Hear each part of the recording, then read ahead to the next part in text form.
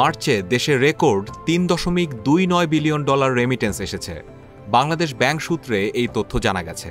ঈদ উল ফিতর ঘিরে আসা এই রেমিটেন্স গত বছরের একই সময়ের তুলনায় 65% বেশি।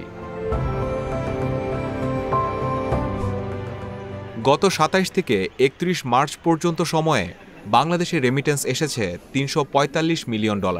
মার্চের প্রথম 26 দিনেই রেমিটেন্সের পরিমাণ $2.94 বিলিয়ন দাঁড়িয়েছিল, যা আগের মাসের রেকর্ডকে ছাড়িয়ে গেছে। চলতি অর্থবছরের জুলাই থেকে মার্চ পর্যন্ত মোট রেমিটেন্স এসেছে $21.77 বিলিয়ন। আগের বছরের একই সময়ে এটি ছিল $16.69 বিলিয়ন। মূলত সেপ্টেম্বরে রেমিটেন্স প্রবাহ বাড়তে শুরু করে।